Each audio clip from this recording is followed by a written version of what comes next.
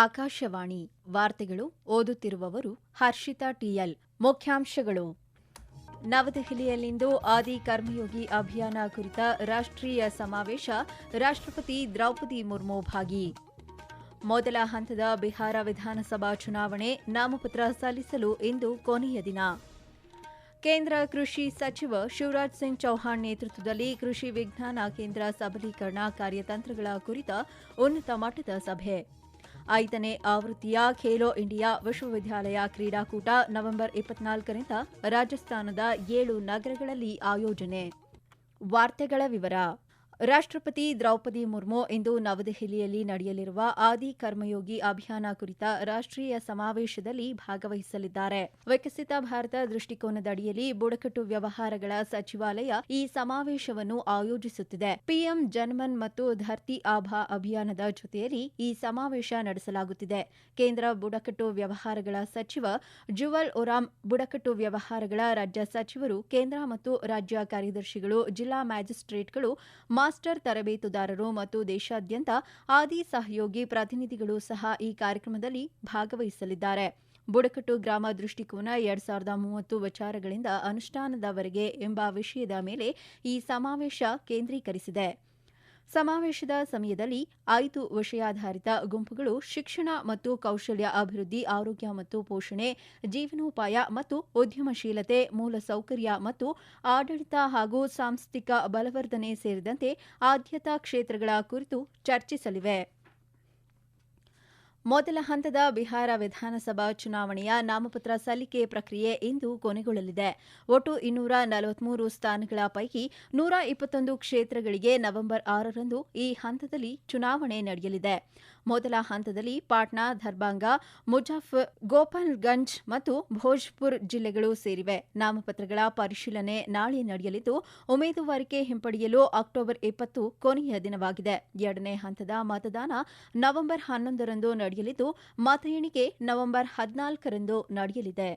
ದೇಶಾದ್ಯಂತ ಕೃಷಿ ವಿಜ್ಞಾನ ಕೇಂದ್ರ ಕೆವಿಕೆಗಳನ್ನು ಹೆಚ್ಚು ಪರಿಣಾಮಕಾರಿಯಾಗಿ ಮತ್ತು ಸಬಲೀಕರಣಗೊಳಿಸುವ ಕಾರ್ಯತಂತ್ರಗಳ ಕುರಿತು ಚರ್ಚಿಸಲು ಕೇಂದ್ರ ಕೃಷಿ ಮತ್ತು ರೈತ ಕಲ್ಯಾಣ ಸಚಿವ ಶಿವರಾಜ್ ಸಿಂಗ್ ಚೌಹಾಣ್ ಉನ್ನತ ಮಟ್ಟದ ಸಭೆ ನಡೆಸಿದರು.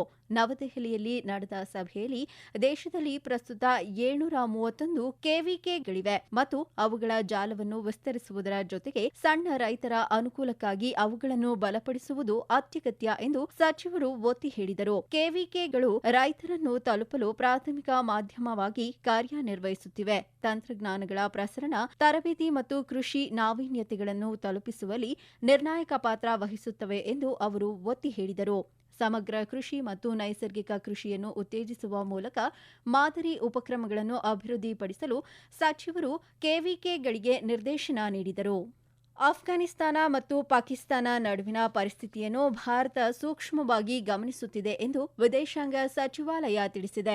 ನವದೆಹಲಿಯಲ್ಲಿ ನಿನ್ನೆ ಮಾಧ್ಯಮಗಳಿಗೆ ಮಾಹಿತಿ ನೀಡಿದ ವಿದೇಶಾಂಗ ವಕ್ತಾರ ರಣದೀಪ್ ಜೈಸ್ವಾಲ್, ಪಾಕಿಸ್ತಾನ ಭಯೋತ್ಪಾದಕ ಸಂಘಟನೆಗಳಿಗೆ ಆಶ್ರಯ ನೀಡುತ್ತಿದ್ದು, ಭಯೋತ್ಪಾದಕ ಚಟುವಟಿಕೆಗಳನ್ನು ಪ್ರಾಯೋಜಿಸುತ್ತಿದೆ ಎಂಬುದು ಸ್ಪಷ್ಟವಾಗಿದೆ. ತನ್ನ ಆಂತರಿಕ ವೈಫಲ್ಯಗಳಿಗೆ ನೆರೆಹೊರೆಯನ್ನು ದೂಷಿಸುವುದು ಪಾಕಿಸ್ತಾನದ ಹಳೆಯ ಅಭ್ಯಾಸವಾಗಿದೆ. ಭಾರತ ಅಫ್ಘಾನಿಸ್ತಾನ ಸಾರ್ವಭೌಮತ್ವ, ಪ್ರಾದೇಶಿಕ ಸಮಗ್ರತೆ ಮತ್ತು ಸ್ವಾತಂತ್ರ್ಯಕ್ಕೆ ಪರಿಪೂರ್ಣವಾಗಿ ಬದ್ಧವಾಗಿದೆ ಎಂದು ತಿಳಿಸಿದ್ದಾರೆ. ಕಾಬೂಲ್ನಲ್ಲಿರುವ ಭಾರತೀಯ ಮಿಷನ್ ಮೇಲ್ದರ್ಜೆಗೇರಿಸುವ ಕುರಿತು ಮಾತನಾಡಿದ ಜೈಸ್ವಾಲ್, ಭಾರತದ ತಾಂತ್ರಿಕ ಮಿಷನ್ ಜೂನ್ 2022ರಿಂದ ಕಾಬೂಲ್ನಲ್ಲಿ ಕಾರ್ಯನಿರ್ವಹಿಸುತ್ತಿದೆ ಎಂದು ಹೇಳಿದರು. ಮುಂದಿನ ಕೆಲವು ದಿನಗಳಲ್ಲಿ ಅದನ್ನು ರಾಯಭಾರ ಕಚೇರಿಯಾಗಿ ಪರಿವರ್ತಿಸಲಾಗುವುದು ಎಂದು ಅವರು ಮಾಹಿತಿ ನೀಡಿದರು.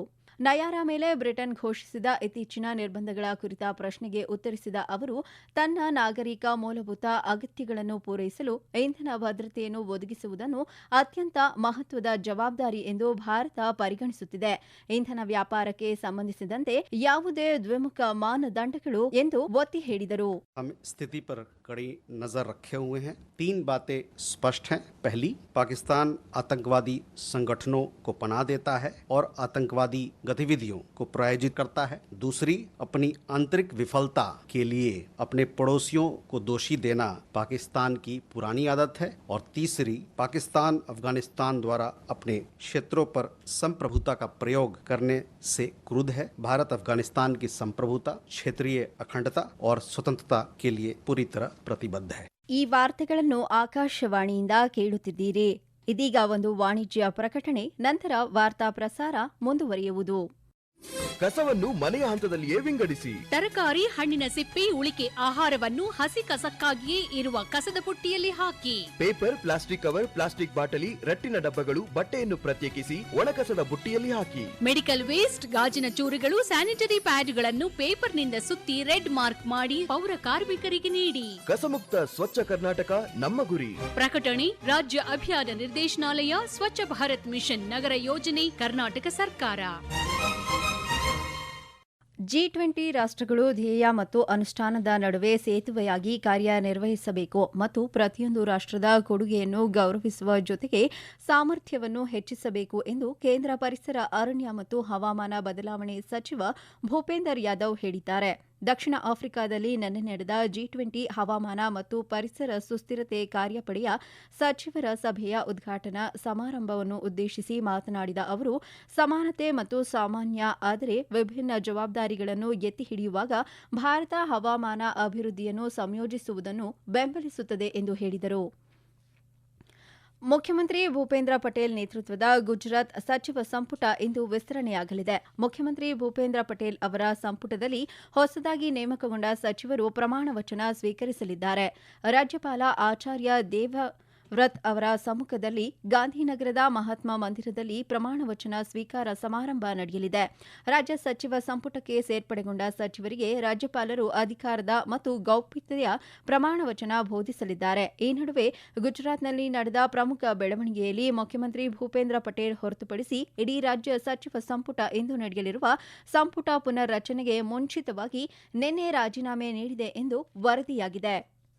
ಎಲ್ಲ ಆಹಾರ ವ್ಯವಹಾರ ನಿರ್ವಾಹಕರು ಆಹಾರ ಉತ್ಪನ್ನಗಳಿಂದ ORS ಪದವನ್ನು ತೆಗೆದುಹಾಕುವುದನ್ನು ಖಚಿತಪಡಿಸಿಕೊಳ್ಳಲು ಭಾರತೀಯ ಆಹಾರ ಸುರಕ್ಷತೆ ಮತ್ತು ಮಾನದಂಡಗಳ ಪ್ರಾಧಿಕಾರ ಎಲ್ಲಾ ರಾಜ್ಯಗಳು ಮತ್ತು ಕೇಂದ್ರಾಡಳಿತ ಪ್ರದೇಶಗಳಿಗೆ ನಿರ್ದೇಶನ ನೀಡಿದೆ. ಆಹಾರ ಸುರಕ್ಷತೆ ಮತ್ತು ಮಾನದಂಡಗಳ ಕಾಯ್ದೆ 2006ರ ಅಡಿಯಲ್ಲಿ ಸೂಚಿಸಲಾದ ಲೇಬಲಿಂಗ್ ಮತ್ತು ಜಾಹೀರಾತು ಅವಶ್ಯಕತೆಗಳನ್ನು ಕಟ್ಟುನಿಟ್ಟಾಗಿ ಪಾಲಿಸುವುದನ್ನು ಖಚಿತಪಡಿಸಿಕೊಳ್ಳುವಂತೆ FSSAI ಎಲ್ಲಾ ಸಂಬಂಧಿತ ಅಧಿಕಾರಿಗಳಿಗೆ ಸೂಚಿಸಿದೆ. 5ನೇ ಆವೃತ್ತಿಯ ಖೇಲೋ ಇಂಡಿಯಾ ವಿಶ್ವವಿದ್ಯಾಲಯ ಕ್ರೀಡಾಕೂಟ KIUG ನವೆಂಬರ್ 24ರಿಂದ ರಾಜಸ್ಥಾನದ 7 ನಗರಗಳಲ್ಲಿ ನಡೆಯಲಿದೆ. ಜೈಪುರ, ಅಜ್ಮೀರ್, ಉದಯ್ಪುರ, ಜೋಧ್ಪುರ್, ಬಿಕಾನೇರ್, ಕೋಟಾ ಮತ್ತು ಭರತ್ಪುರ್ ಆತಿಥೇಯ ನಗರಗಳಾಗಿವೆ. 12 ದಿನಗಳ ಈ ಕ್ರೀಡಾಕೂಟದಲ್ಲಿ 23 ಪದಕ ಕ್ರೀಡೆಗಳು ಮತ್ತು 1 ಪ್ರದರ್ಶನ ಕ್ರೀಡೆ ಖೋ-ಖೋ ದೇಶಾದ್ಯಂತ 5,000 ಹೆಚ್ಚು ವಿಶ್ವವಿದ್ಯಾಲಯದ ಕ್ರೀಡಾಪಟುಗಳನ್ನು ಒಟ್ಟುಗೂಡಿಸಲಾಗುತ್ತದೆ. ಈ ಕಾರ್ಯಕ್ರಮವನ್ನು ಘೋಷಿಸಿದ ಕೇಂದ್ರ ಯುವ ವ್ಯವಹಾರ ಮತ್ತು ಕ್ರೀಡಾ ಸಚಿವ ಮನ್ಸುಖ್ ಮಾಂಡವೀಯ 5ನೇ ಆವೃತ್ತಿಯ ಭಾರತದ ವಿಸ್ತರಿಸುತ್ತಿರುವ ಕ್ರೀಡಾ ಭೂದೃಶ್ಯವನ್ನು ಪ್ರತಿಬಿಂಬಿಸುತ್ತದೆ ಮತ್ತು ಜಾಗತಿಕವಾಗಿ ರಾಷ್ಟ್ರವನ್ನು ಪ್ರತಿನಿಧಿಸಲು ಆಶಿಸುವ ಅನೇಕರಿಗೆ ಪ್ರಮುಖ ಅನುಭವಗಳನ್ನು ಒದಗಿಸುತ್ತದೆ ಎಂದು ಹೇಳಿದರು. ಖೇಲೋ ಇಂಡಿಯಾ ಉಪಕ್ರಮದ ಭಾಗವಹಿಸುವಿಕೆ, ಪ್ರತಿಭಾ ಘೋಷಣೆ ಮತ್ತು ಶ್ರೇಷ್ಠತೆಯನ್ನು ಬೆಳೆಸುವ ಬಲವಾದ ಪರಿಸರ ವ್ಯವಸ್ಥೆಯನ್ನು ನಿರ್ಮಿಸಿದೆ. ರಾಜಸ್ಥಾನದಲ್ಲಿ ನಡೆಯುವ ವಿಶ್ವವಿದ್ಯಾಲಯ ಕ್ರೀಡಾಕೂಟವು ಸಾವಿರಾರು ವಿದ್ಯಾರ್ಥಿಗಳು ಶಿಕ್ಷಣದ ಜೊತೆಗೆ ಕ್ರೀಡೆಗಳನ್ನು ಮುಂದುವರಿಸಲು ಮತ್ತು ಸ್ಪರ್ಧೆ ಮತ್ತು ಸೌಹಾರ್ದತೆಯ ಮೂಲಕ ಏಕ್ ಭಾರತ್ ಶ್ರೇಷ್ಠ ಭಾರತ್ನ ಮನೋಭಾವವನ್ನು ಬಲಪಡಿಸಲು ಪ್ರೇರೇಪಿಸುತ್ತದೆ ಎಂದು ಡಾ ಮನ್ಸುಖ್ ಮಾಂಡವೀಯ ಹೇಳಿದರು. ಗಮನಾರ್ಹವಾಗಿ ಈ ಬಾರಿ ಬೀಚ್ ವಾಲಿಬಾಲ್, ಕ್ಯಾನೋಯಿಂಗ್ ಮತ್ತು ಕಯಾಕಿಂಗ್ ಹಾಗೂ ಸೈಕ್ಲಿಂಗ್ ಅನ್ನು ಮೊದಲ ಬಾರಿಗೆ KIUG ಕ್ರೀಡಾಕೂಟದಲ್ಲಿ ಪರಿಚಯಿಸಲಾಗುತ್ತಿದೆ. ಕೊನೆಯಲ್ಲಿ ಮತ್ತೊಮ್ಮೆ ಮುಖ್ಯಾಂಶಗಳು. ನವದೆಹಲಿಯಲ್ಲಿಂದು ಆದಿ ಕರ್ಮಯೋಗಿ ಅಭಿಯಾನ ಕುರಿತ ರಾಷ್ಟ್ರೀಯ ಸಮಾವೇಶ, ರಾಷ್ಟ್ರಪತಿ ದ್ರೌಪದಿ ಮುರ್ಮು ಭಾಗಿ. ಮೊದಲ ಹಂತದ ಬಿಹಾರ ವಿಧಾನಸಭಾ ಚುನಾವಣೆ, ನಾಮಪತ್ರ ಸಲ್ಲಿಸಲು ಇಂದು ಕೊನೆಯ ದಿನ.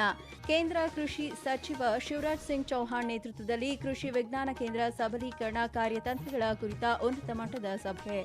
5ನೇ ಆವೃತ್ತಿಯ ಖೇಲೋ ಇಂಡಿಯಾ ವಿಶ್ವವಿದ್ಯಾಲಯ ಕ್ರೀಡಾಕೂಟ ನವೆಂಬರ್ 24ರಿಂದ ರಾಜಸ್ಥಾನದ 7 ನಗರಗಳಲ್ಲಿ ಆಯೋಜನೆ. ಇಲ್ಲಿಗೆ ವಾರ್ತಾ ಪ್ರಸಾರ ಮುಕ್ತಾಯವಾಯಿತು. ನಮ್ಮ ಮುಂದಿನ ವಾರ್ತಾ ಪ್ರಸಾರ ಮಧ್ಯಾಹ್ನ 12 ಗಂಟೆಗೆ.